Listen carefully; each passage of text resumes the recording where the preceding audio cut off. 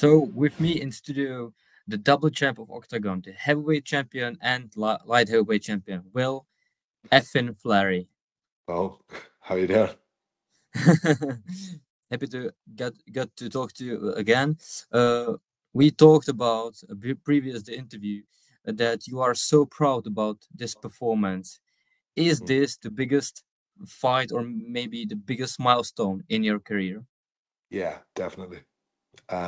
And it's definitely the performance I'm most proud of. You know, it was a tough situation to go into. I was going to his home city for the belt that he'd fought for previously, moving up a weight class, fighting 9 weeks after fighting for a title previously. And, you know, the camp wasn't ideal. I probably needed a little bit longer of a break between the Karlose fight and this fight. But the opportunity presented itself, and always I'm going to take it. You know, the chance to become a double champ was too big to resist. So I went for it. It was a very, very tough fight, but I'm really proud of the fact that I got it done. And you know, the first round I was performing really well, but he's so powerful. Like when he caught me with that was just a jab, you know. I was like, you kind of ran into the jab. Yeah, I was coming forward, so it made it worse. But still, like it was an accurate shot and it was a powerful shot. So like, well done him. Like you know, he's a very good fighter, and like I rated him before this fight, but I rate him highly after this fight as well. That you said that the Karlose win was the biggest milestone or win in your career. Now, the only not 3 months, maybe 3 months after that, you are saying that this is the biggest fight in your career. So, how would you compare those? Is the struggle in the fight something that you now cherish the victory more? That you had to go something through because maybe I don't want to say that it was easy against Karlose, but it was much easier than this fight against Todev. It's different because in Prague the atmosphere was amazing. You know, it felt like a really big event. And even looking out, like I was in the hotel next to the O2 Arena looking out at it, it was special. You know, it was very emotional in that way. And even the history with Karlose and, you know, the fact that Karlose is such a big name in the Czech Republic, seeing all the posters, it was Christmas time. That was a very special event, you know, and I really like the memories I will have from that are incredible, you know. But this was from my legacy, you know, to do something as an athlete that very few people can do. So from a personal point of view, that meant so much to me. It really like watching the fight back the night after the fight, I got really emotional in the fifth round because like I could see I was fading, you know, my body was giving up on me, but my mind wanted it so badly. And I was looking at this and it's just like, this is what you've wanted for years and years, and you just weren't going to let it go. And, you know, I spoke about that in the post-fight interview, but I wasn't going to let it go. You know, you were going to have to kill me to get me out of there, you know. So I'm really proud of that performance, to be honest. How big of a factor was the open scoring? Because you knew that you are ahead of on the scorecards before the fifth round. Mm-hmm. I think probably it affected me negatively a little bit because if I did like, it's a hard thing to say. I saw that I was at least 2 rounds up in the judges. And then I thought, okay, all I need to do is not get finished. But this is a bad mentality. I think if I'd gone at him a little bit more. Now, I was very tired. My energy was low at this point. But I think if you go at the guy, you get energy from, you know, from trying to engage. I think the fact that I was trying to stay away a little bit invited him on and it gave him momentum. Now, I never felt like I was close to being finished, but I felt like my body was close to giving up at times, you know. And he hit me a couple of good body shots. A couple of the knees in the fifth round were very good. So it took all of me to stay in the fight at times. But I really I knew that if it comes, like there's a big, big moment here, I have an extra 10%. You know, I have a little bit that'll get me out of a tough situation. But I was trying to keep that in reserve all the time. But it is something that I'd like, if I ever end up in that situation again, hopefully preparation for this fight was not ideal. You know, a lot of things happened in the camp. I got quite sick for a while. I would like to have a lot more in the gas tank come round 5 next time. But if I ever do end up there again where I'm a little bit gassed out, I think mentally there's no like, okay, you need to just survive. It's like, no, you need to go and win this round. And if you focus on winning the round, survival will be easier. We've talked before this fight that you expect yourself to be more energetic in the fight because you don't have to cut all this weight. Did you feel that way at least in the first 3 rounds or first half of a fight? Yeah, I think if you look at the way I moved and, you know, the speed I was kind of hitting him with, and even like I'm amazed how well he took some of the shots, because some of the shots, like, you know, I'm 107, 108 kilos and I'm landing pretty heavy on the guy, especially to his body. So many times I hit him like right in the liver, right in the diaphragm, and then like, you know, good timing, good power, and the guy just ate it. So I was amazed how well he absorbed some of the shots, but I was landing consistently and I was landing nicely. So I was happy with my speed. Definitely rounds 1, round 3, but maybe I could have been a little bit more efficient. You know, I shouldn't have taken him down in round 3. After I hurt him like this, I think I could have left a little bit of space on the feet. And it's the same, like this the thing. There wasn't much time to change things in between the fight, but it was the same as the Karlose fight, where in round 3, if I'd kept disengaging, maybe there was a chance of the finish. Is that something like your nature to go for a takedown because you are so good and you're spending so much time training BJJ or wrestling that it's something like natural movement, natural instinct almost? Yeah, it must be, but it's something that I do want to, like, Change. we observe ourselves and then you make, you know, you make this observation and you say, okay, what needs to be better here? That's something that needs to improve. Yeah, I was impressed how well you did in heavyweight. How well did you in light heavyweight? But it seems that you have lack of challenges there in those two the heaviest divisions, because it seemed that when I or other experts we look at your performances, we see big gap between you and maybe Alexander Popek or Langer, which who are those two top guys in the light heavyweight divisions. What is your opinion? Do you agree, or do you feel that Popek can be this big challenge? I think if he comes in and performs well against Langer, he should be. Like, the guy has a quality pedigree as a fighter. If you look at all the other guys in this division, he should be a lot better than them. He hasn't shown that recently. I really like Pavel Langer. To be honest, from a personal point of view, going into this fight, I would hope that Langer wins. From a professional point of view, it would suit me a lot more if Popek wins and shows a good performance, because we can build a big card in Germany then. It could be a big event. But if not, there are definitely other challenges out there. I see the owner of KSW and he's talking all this shit about, oh, every KSW champion would smash every Oktagon champion. And I look at their light heavyweight champion, Rafael Hartiak, and I'm like, man, I smashed this guy. So if you're so confident, then release your fighter and let's do a 1-fight deal with this guy. And we can see who wins between the Oktagon and the KSW champions. So no matter what, there are challenges out there. You know, a fight will come along, something big will happen. And again, like, I've talked a lot about middleweight. It will take me a while to get to middleweight, you know. It's not going to be soon. But if the cards fall the right way, I could see something big happening at middleweight eventually, you know.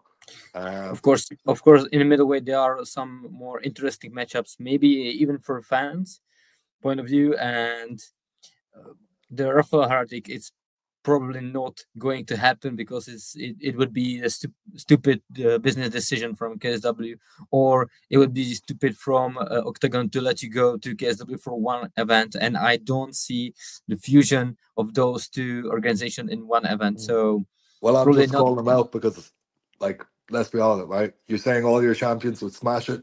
You're the one making the statement. Then, okay, put your money on the line. I'm here. I'm saying I'll fight your champion.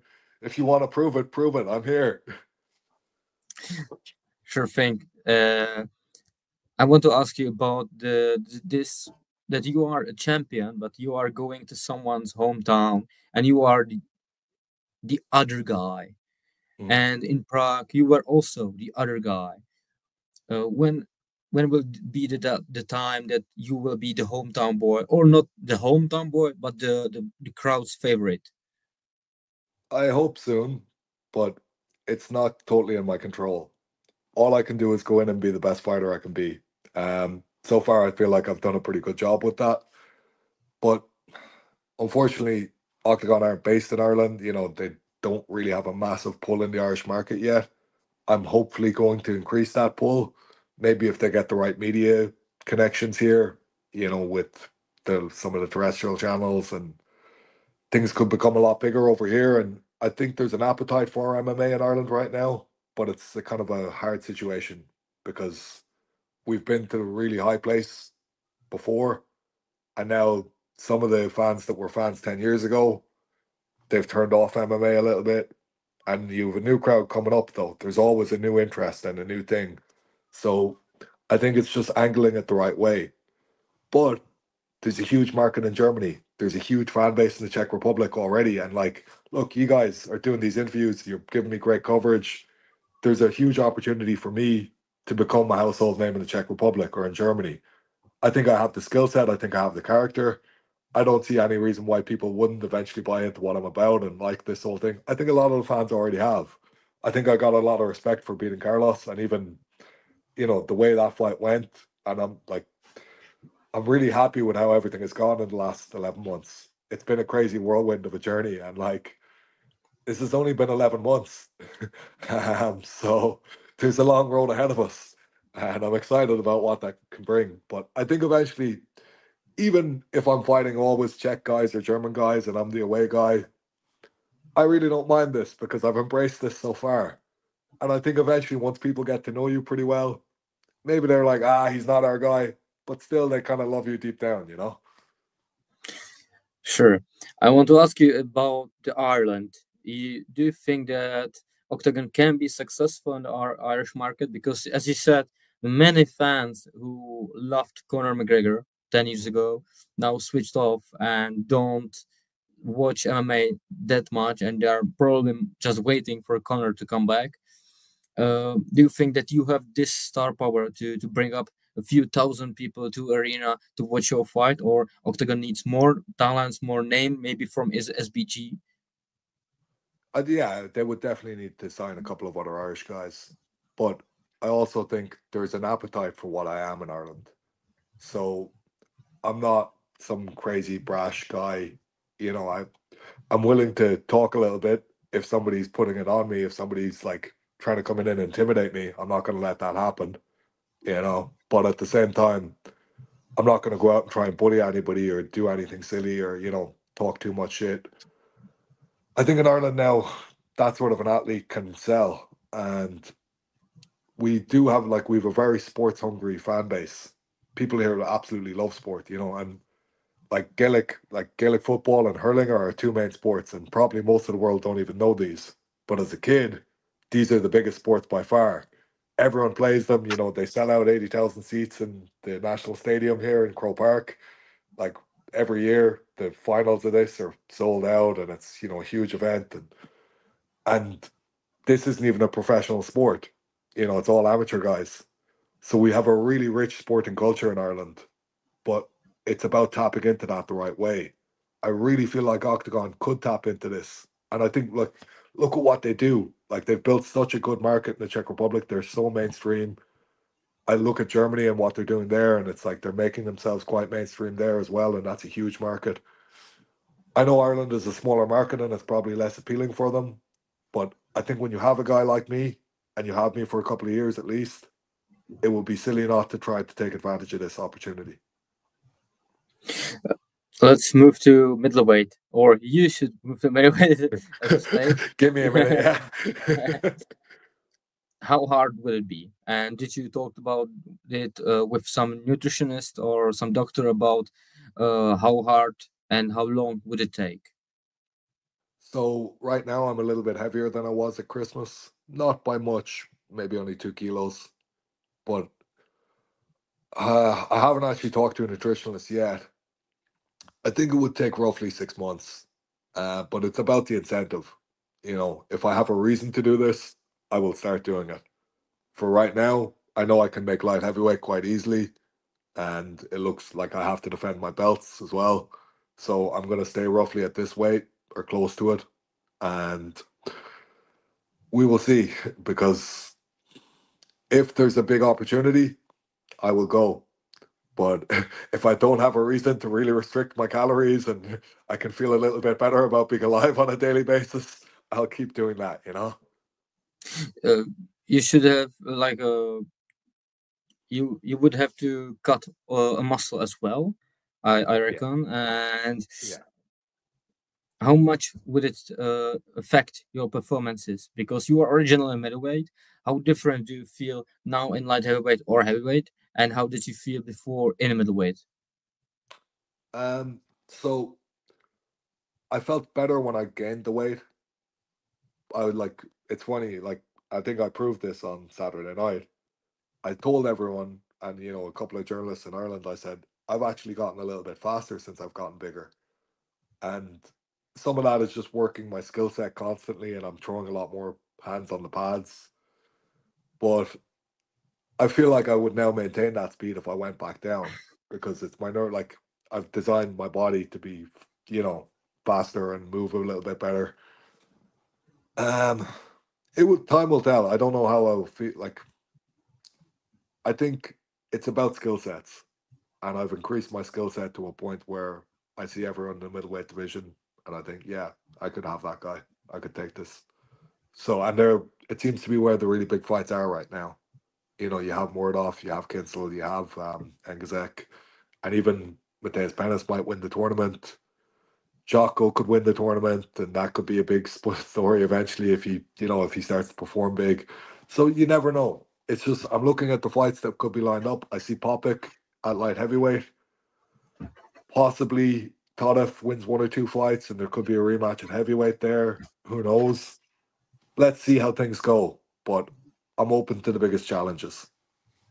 Andrei Novotny said on the press conference after the fight that you could be, or he thinks you will be, the triple champion. How big is this statement for you? Does it mean much, or you think it's just like an empty statement, or do you really feel that you got this potential and you can keep those two belts and eventually in next 10 months move to middleweight and beat Engazek? Yeah, I really do think this. And I was happy to hear Andre say this, because it shows, look, I've come in, I've done everything I said. You know, I don't think I could have impressed much more in the last 11 months. I showed up with a broken hand in my first fight. You know, that's like the level of commitment that I've given to achieving my goals here. So it's good to see he's buying into that, and he sees, wow, this guy is actually crazy.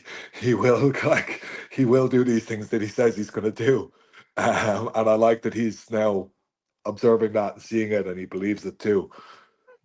But it just depends on the way things happen, because I understand it's a business for them, and it's the things that make most business sense that will happen. But it's my job to make it make sense. You know, I have to put myself in a position where this is the big business. And I feel like whatever I do next, people will watch, because damn, look what I've done. These are, like, this fight on Saturday was the craziest fight I've been in anyway. And I think I showed a lot of skill, I showed a lot of heart, I showed a lot of balls. But it was special because I had a guy like Tadev who could make me take that out of myself, you know? So these, like, it's those special moments that I really want, you know, that I'm working for. But like, and now I'm here and I'm like, I need a little break, you know. My body right now is not as good as it's been before. So I think I would like to see the sun for a little while and just go away for a week or two. But I know myself, I know I'll be ambitious, and I'll probably be back wanting to train pretty quickly. But I feel that myself, it's been too much hard training and too much damage to my body for the last little while. Even this camp, it was nearly a step too far, because I had the Langer fight, which I trained quite hard for, and I had the surgery on my hand, and I was really only back from this hand injury for a couple of weeks properly, but I was doing a lot of hard conditioning and hard everything. And then once I got the knockout with him, I thought there's a huge opportunity for this Karlose fight. So I pushed and pushed and pushed. So then I had another, I think it was 11 weeks between those two fights. And I was really pushing for this fight. And like obviously a lot of hard training for a 5-round fight. I got this fight. I was dominating, but it was still a tough fight. Karlose showed a lot of heart. It was wasn't an easy fight by any means. And then I was going to rest for, maybe a month. And they called me the next Thursday. I fight on Sunday. They called me on Thursday. They're like, "You want to fight for the heavyweight belt?" And I'm like, "Okay, let's do it." And that was only 8 weeks and 2 days until the fight. So I was straight back into training for a 5-round fight and moving up a weight class. It's been a lot. Like, I've achieved a lot in this 11 months, but it's been hard on my body too. So I think I Yeah, need a little. you've been so active in past 11 months. How long do you think that this break will take? You can rest for at least to December, because the champion has to like reclaim or defend the belt in the 12 months period. Yeah. So you have a time. So when do you want to come back? Maybe September, like late summer. Like, who knows right now? It depends when the opportunities fall the right way. But I would like to take, at least 1 month away from training to heal, to relax, to just maybe go on a small holiday somewhere. And then it just depends. Like, I could say, oh, like 6 months or whatever, but maybe in a month's time, I'm like, hey, I feel great. Let's go. So, like, we will see. I don't have a definite timeline. I know right now my body needs a little rest. But after a little rest, I will feel very different. I know that. I know who I am. I have to ask. You are 35 years old. How much is left in the tank, and what left do you need to prove that you've been in Bellator, you've been in PFL, you've been champ in Dubai or in UAE UAE Warrior. Warriors, yeah. You are now double champ in Oktagon. What are those names that excite you? I think Engizek, Muradov, maybe Kinsel, but what more? How many fights? Man, it's not about the name, the guy, the whatever. It's about continuing to get better, better, better, better, and be as good as you could have possibly been, and leave a legacy that you're going to be extremely proud of. So I've worked look, it's been 14, 15 years to get to this position. I'm here now, like, finally I feel like, hey, you're leaving a legacy that you should be proud of. But I really want to continue to do that. And it's, the past, it's done. Like, okay, I'm still in a phase where I'm proud of this last fight. And, I'm not like, hey, what's next? Right now, I know that I want something else in the future, but it's not like burning in my heart, which normally 2 days after the fight, I'm like, okay, I need a next fight. Let's go. What's the next fight? But I will have this soon. And it's never about the past. It's about what the future holds. And I'm still always excited about what that is. And even now, like sitting here talking to you, I'm still, what can I do? What's the next option? And that's what actually makes me really excited. And it's the fact that there will be next options. Oktagon are doing massive things. There will be big stadiums. There will be other things happening. So that's so exciting, And that, it justifies all the work I've put in. So these 14 years, 15 years, they won't be for nothing. And what was the point in getting this good and then doing a couple of things and being like, okay, yeah, I'm done now. Look, it's very hard. Like, why? This thing is really hard on my body. Like, look at my face. But it's a bit like you've done so much to get here, and you're now at a place where you can make the absolute best of this opportunity. So why stop? I don't have any desire to stop right now. And maybe in a couple of years I will feel differently. But for now, I'm really excited about what's going to happen next.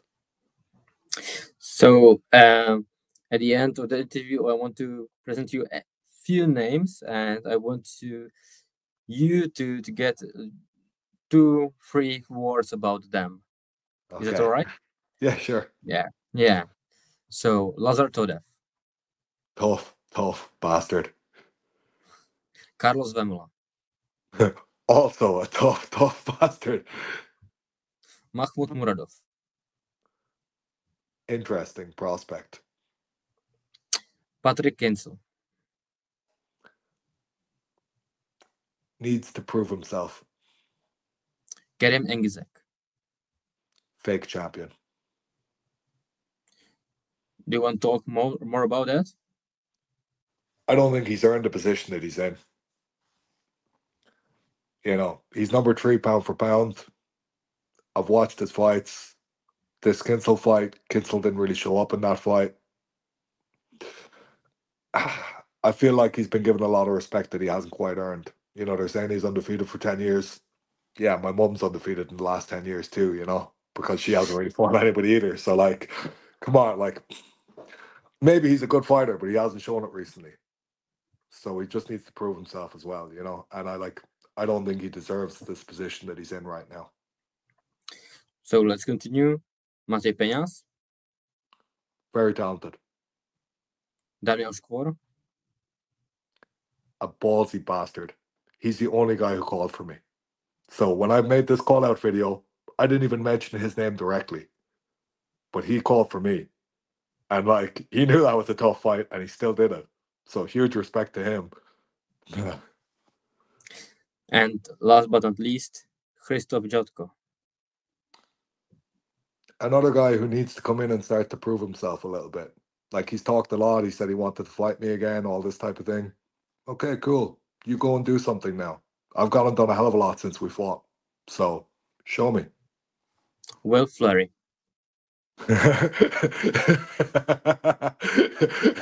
Well, you can see for yourself, he's a crazy motherfucker. So, just, yeah, a guy with some serious problems mentally. I could have wished for a better ending. So thank you very much. Cheers. Thanks for that.